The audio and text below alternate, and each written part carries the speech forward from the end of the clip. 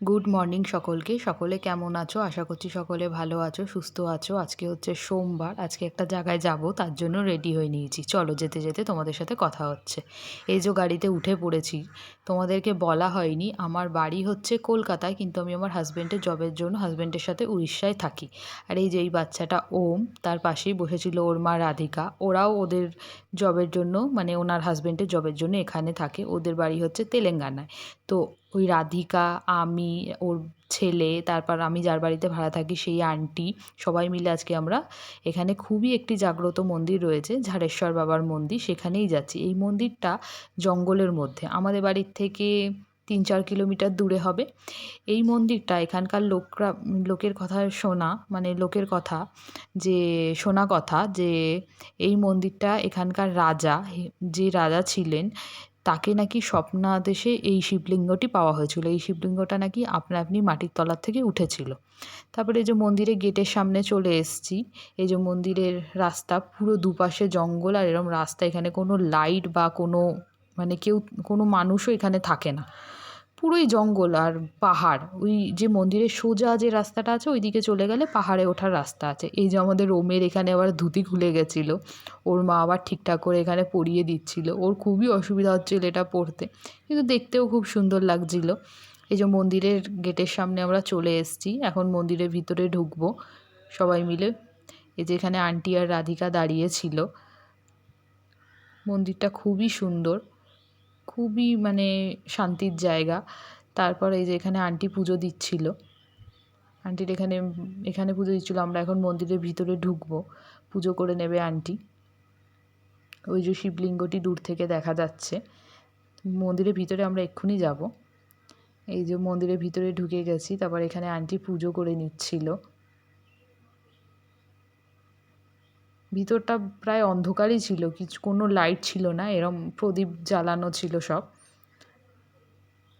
খুব সুন্দর লাগছিল দেখতে, খুবই সুন্দর লাগছিল। তারপর এখানে আরও কিছু মন্দির আছে, সেই চারপাশের যে মন্দিরটা আছে সেগুলো আমরা ঘুরে দেখব। তারপর এখান থেকে, এখানে পাশেই আবার ছিল এখানে একটা মা কালীর মন্দির, সেখানে মা কালী মন্দিরে মা কালীকে দর্শন করতে যাচ্ছিলাম। এটাও খুব পুরনো পুরনো মন্দির ছিল, এই যে খুব সুন্দর। তারপর এখানে এরম নন্দীজি করা ছিল, তারপর ওখানে আরও আরও ঠাকুরের অনেক কিছুই মূর্তি করা ছিল। তারপর ওই যে দূরে দেখা যাচ্ছে, ওখানে এরম বজরংবলীর মূর্তি করা আছে।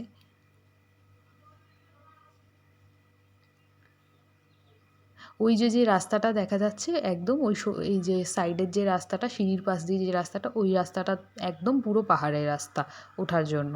ওখানে পাহাড়ে যাওয়াও যায়, ওঠাও যায় শুনেছি, অনেকেই যায়, কিন্তু খুব রিস্ক, অনেক হাতিপাতি থাকতে পারে ওই জন্য। তারপর এই রাস্তাটা খুবই মানে ছিল, একবার এখান থেকে পাটা মুচকে গেলে, এবড়ো খেবড়ো রাস্তা তো কেমন লাগছিল। তারপর এই যে চলে এসেছি, এখানে অর্ধনারীশ্বরের একটা মূর্তি করা ছিল, এখানেও ধূপকাঠি দেখি পুজো টুজো করে নিচ্ছিল আন্টি। এত সুন্দর লাগছিল পরিবেশটা, এত শান্তি লাগছিল এখানে, কি বলবো।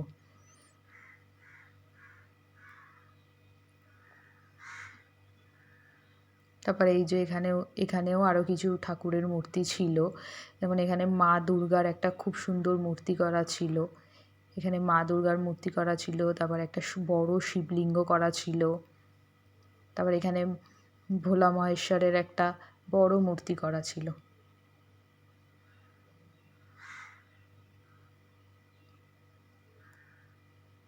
এখানে সব পুজো করে, সব ঠাকুরকে পুজো করে নিচ্ছিল আন্টি। তারপর আমাদের এখন পুজো টুজো হয়ে গেছিলো, তারপর আমরা এরকম চারিপাশটা একটু ঘুরে দেখছিলাম, খুব সুন্দর লাগছিলো এখানে। তারপর সবাই বসেছিলাম, এখন আমরা বাড়ি যাব, তার জন্য বাড়ি যাওয়ার জন্য বেরিয়ে পড়েছি। এই যে গাড়িতে উঠে পড়েছি, বাড়ি ফিরছিলাম। ওই যে দূরে দেখা যাচ্ছিলো বাড়ির রাস্তা, আর চারিদিকে এরম পুরো পাহাড় পাহাড়। এখানে জায়গাটা পুরো চারিপাশে পাহাড়, আর মাঝখানে ছোট্ট একটা গ্রাম, মানে খুবই সুন্দর, খুবই শান্তির পরিবেশ, খুবই ভালো জায়গা। আমার ব্লগটা আমি আজ এখানেই শেষ করলাম। ভালো লাগলে সবাই লাইক করো, কমেন্ট করো। চ্যানেলটা সাবস্ক্রাইব না করা থাকলে প্লিজ সাবস্ক্রাইব করে দিও।